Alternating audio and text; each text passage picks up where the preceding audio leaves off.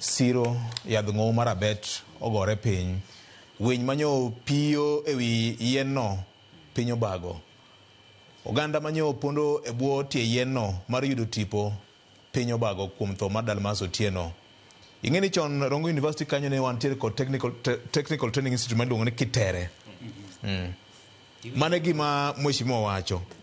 Tiwinjo ko wacho ni owuok kode piny. Owuok kode piny. Kendo kopenjo jogo ni kapo ni nitie ng'ama wacho miriambo to koro nyene. Owache lela ni kanyo to riembo jatelo. Kendo winjo ko owacho no Sonya Kalwete ofukune kogole gima de jiw godo chenro mag kar tiegruok no. Kech ngeni seche moko wacho ni kinde duto samoro inyarito mar sirikal mawuok ni samoro dhi moriem to en gimari moro wacho ni wakunga chak matin manyalo timogo kaka yor jolo.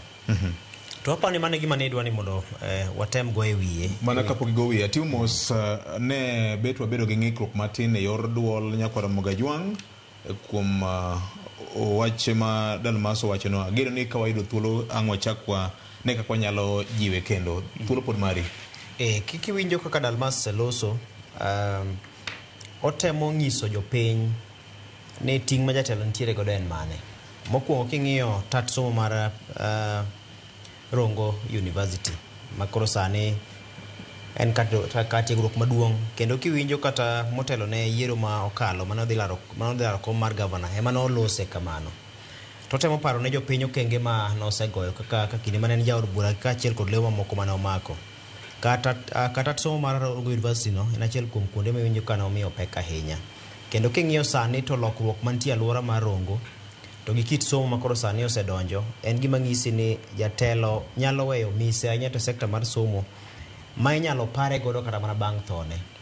Kech sani samoro dibed ni ne ok otimo gik makamagi to do ok obedo ne mayot mar mondo mi olosi to omedo ok oyudo gima onyalo mbaka monyalo go maber kuome. Tinyalo paro kata machien ka barany mar Rongo ane nomiye nosidho ne osimbo mar puoch moro miluongo ni honorary. Kaluwore kod bedo ni en achiel kuom jogo manoketo mise motegno mar neno ni kar tiegruok no oha malo.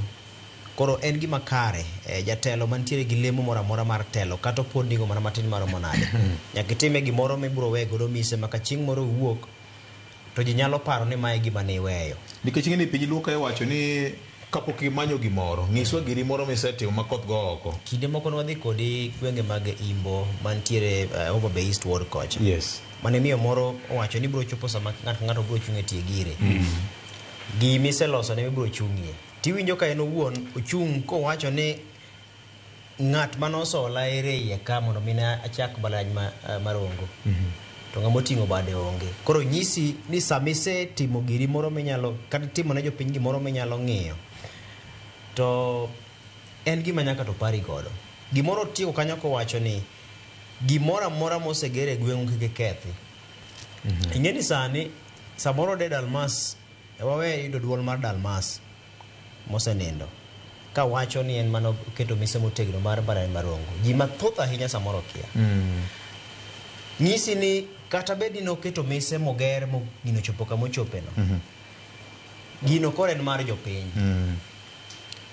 Okonyal bane makaro krasane odhi yweyo mare no okonyal dhi kode yweyo neno. Owe mana kanyo ne jopiny. Koro tich mar jopiny en rite mondo mi okonygi. Samo kel mwandu e gweng' kaka jotelo kelo mwandu e gweng' en ting' mar mondo mi waritgi. Gima notemo lose kanyo nitiere siasa moko ma samoro kinde ma siasa donjo to iyudo ka samoro jatelo makoro biro bang'e dwani mondo koro chako orochi chenro mane ochak gi ng'ama chielo kata samoro oketh mana ng'ane machielo loso mondo mi en olos mare en makoro nyinge odoge buk. Aparo mane kama ne Dalmas temo kwero motegno ni gimoro kosekele gweng'u nyaka to koro rite. En wach moyo go motegno mang'eni nyaka jopiny maki kod pek. Gimachielo ma winjo ka nolose kinde no nodwa ni mondo mi barany marongo bed kod bade motegno mang'iyo weche mag thieth. Magiko ne wanyalo bede kod osiptal moro maduong' manyalo time chenro mag pim kod thieth. Ei mbalariany no marongo mano lek man Dalmas oweyo mang'eni jotelo kamoro amora ma gintie magi makoro gidhi kete chunygi kendo gidhi ng'iyo ni lek mane ntiere godo cha ochopo kare. Nikech ing'iyo ka mbalariany machalo Kenyatta University sani ntiere kod osiptal maduong' ahinya ma itime tiegruok, itime pim, itime thieth. e rang'iny mamalo, kendo king'iyo en achiel kuom bede osiptal ma Kenyatta madongo ahinya ma sani koro itiyo godo e pacho ka. Koro kiwinjo lek mane entiere godo ni, to en lek ma ok bi ng'iyo mana ngima kata somo mar jopuonjre kende, en lek madhi ng'iyo thieth e kaunti ma Migori kendo thieth e Nyanza mangima. King'iyo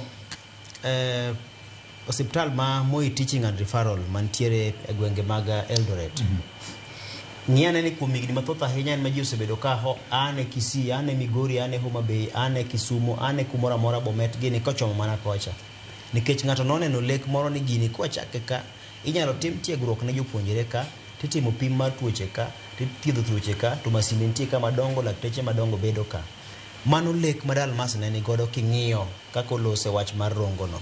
Kapo ni nitiere ng'ama winje madegomb chopo kare lek mare no, to debed makare, kech mano biro loso sekta mar thieth to gi sekta mar somo e rang'iny mamalo gwenge mag Migori, Nyanza ma milambo to kod Nyanza mangima.